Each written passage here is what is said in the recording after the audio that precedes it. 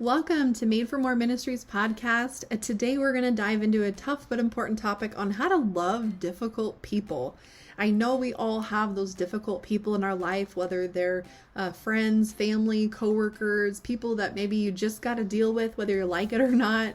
But let's just be real. There's people in our life who are hard to love. And I kind of chuckle because, if we make it too deep, it's a little depressing, but I try to lighten it up a little bit. Maybe it's a coworker who constantly tests your patience, or a family member who always brings negativity, or even someone in your church who rubs you the wrong way. And it's like, I'm trying to be like Jesus here and we're in church, but I really struggle, it's our human nature. We want to avoid difficult people. We want to distance ourselves, hold grudges, or even put them in their place. But God calls us to something higher. He calls us to love, not just the easy people, but even the ones who challenge us. So today we're going to talk about how to respond to difficult people with grace, how to set boundaries, healthy boundaries, while still loving them, and just how to keep our hearts right when dealing with relationships that test us. So why does God call us to love difficult people?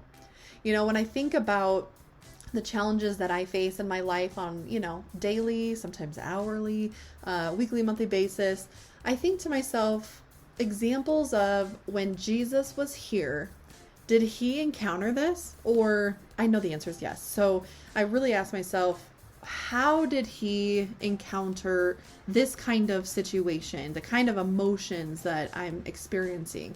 How did he encounter that? And I always find encouragement because the reality is he's dealt with all of this before. So it's natural to want to love people who treat us well, but Jesus challenges us to go beyond that. In Luke 6:32 and 33, it says, "If you love those who love you, what credit is that to you? Even sinners love those who love them. And if you do good to those who are good to you, what credit is that to you? Even sinners do that." Isn't it crazy to think that he's basically saying, you're doing the same thing sinners are doing. How are you special? But to do the unnatural, the unpopular decisions, do the things that the average person isn't willing to do in a good way.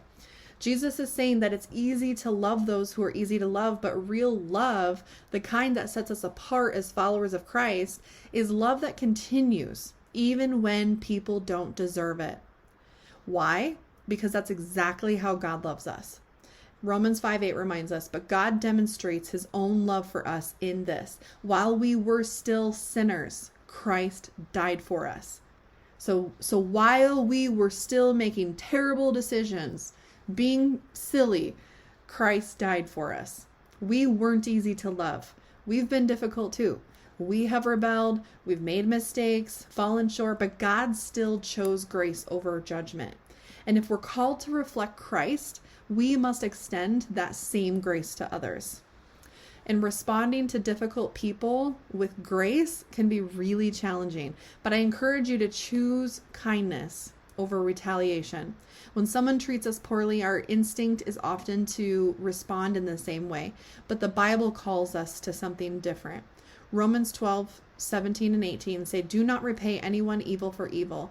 Be careful to do what is right in the eyes of everyone. If it is possible, as far as it depends on you, live at peace with everyone." It's crazy to me because it's like the Holy Spirit speaking through this verse in my everyday life. Because if there is anyone that I ever have conflict with, it just makes me unsettled. It makes me sick to my stomach to have conflict with someone. And sometimes it's maybe not quite in your control, and you have to learn how to balance letting go of knowing that you will not be in maybe a civil relationship with someone because they choose not to. There's some things that are out of your control, but within your control, pray for them. Hope for the best for them. And it doesn't mean that we let people walk all over us, but it does mean that we don't let our actions dictate our response. So instead of reacting in frustration in a situation with someone, just pause and pray before responding. Ask God, how do you want me to handle this? And it's important to set healthy boundaries without bitterness. Loving someone does not mean allowing toxic behavior. There is a difference between grace and enabling. Jesus loved everyone, but he also set boundaries. He didn't allow manipulation, and he often stepped away for quiet time with God. And we need to do more of that. All of us do. In Proverbs 4:23, it says, above all else, guard your heart, for everything you do flows from it.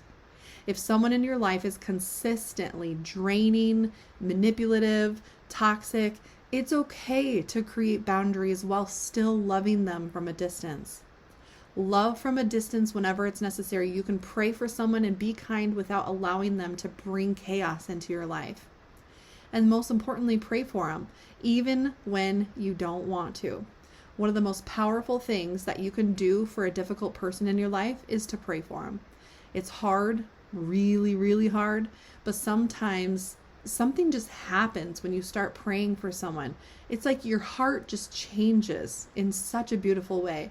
Jesus told us, Matthew 5:44, but I tell you, love your enemies and pray for those who persecute you. Why? Because when you pray for someone, bitterness starts to fade. Instead of seeing them as that difficult person, you start to see them through God's eyes. So maybe just make it a habit to pray for the difficult people in your life. Call them by name. I love to do this when I'm driving, when I don't really have to think about, or, I can't do something. I can't multitask. Outside of driving. But I love praying for people, praying for things, thanking God. And so even if it starts as, God, help me not to be bitter towards them, God will begin to soften your heart. You just got to speak up and talk to him and ask him for your help. And just sometimes people are difficult. And I just ask that you just don't take it personally, because it's not about you, it's about them. When I deal with difficult people, many cases, I end up coming to the resolution when I want to be, I call it butthurt about something. It's not me, it's them. A lot of times it's their own insecurity, it's their own hurt, it's their own bitterness that comes out, because hurting people hurt people. And insecure people bring others down.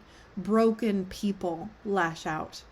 And so just don't take it personally. Ephesians 6:12 says, for our struggle is not against flesh and blood, but against the rulers, against the authorities, against the powers of this dark world, and against the spiritual forces of evil in the heavenly realms. The enemy loves to use people to cause division and discouragement. But when we remember that it's a spiritual battle, it becomes easier to extend grace instead of taking offense. So the next time someone treats you poorly, just remind yourself, this is not about me. They are fighting their own battle. My daughter just yesterday came home and was saying, Mrs. So-and-so is just so mean. She's so rude, and gave me a couple examples. And she's complained about this teacher many times. And I know the teacher just well enough to know that she's a kind lady. And she recently had a baby. And so I just reminded her, because she had gone on maternity leave earlier this year.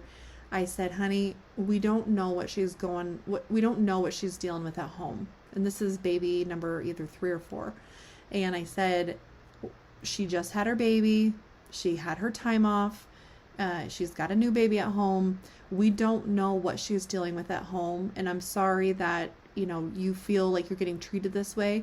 But let's just remember that there might be something else going on at home, and she's just really having a hard time. Because I want her to realize it's not about me. It's not about the fact that, I had a hat on, my winter hat still on in the classroom, and in her words got yelled at, which might have just been asking her to take it off.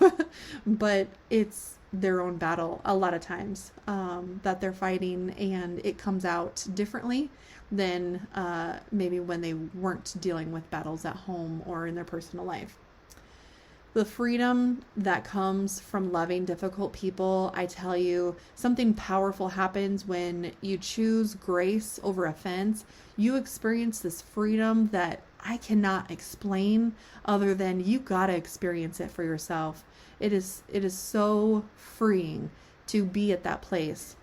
And sometimes it's a constant reminder, a constant daily battle to be at that place, because the enemy wants us to hold on to resentment. He wants us to hold on to bitterness. But when you hold on to that, it doesn't hurt the other person. It hurts you. When you choose to release it to God, you walk in peace, and peace is God. Colossians 3:13 says, "Bear with each other and forgive one another. If any of you has a grievance against someone, forgive as the Lord forgave you." Forgiveness doesn't mean that they did was okay. It means that you refuse to let it steal your joy. So I encourage you, love like Jesus. At the end of the day, loving difficult people is not about them. It's about being a reflection of Jesus. He loved those who mocked him. He forgave those who crucified him. And he calls us to follow his example. So is it going to be easy? Heck no. But will it bring you peace and freedom and a deeper understanding, a deeper relationship with Christ? Absolutely. So I just encourage you, ask yourself, what do I need to extend grace to? Who do I need to forgive, even if they don't deserve it? How can I show the love of Jesus even to difficult people in my life? Because when you choose love over offense, you step into the abundant life God has for you. So I hope today's episode encouraged you to love even the difficult people in your life with grace, wisdom, and the strength that comes from God. So if this message spoke to you, please share it with someone who might need the same encouragement. And until next time, keep loving and keep showing grace. And remember that Jesus loved you at your most difficult, and he calls you to do the same for others. So God bless you.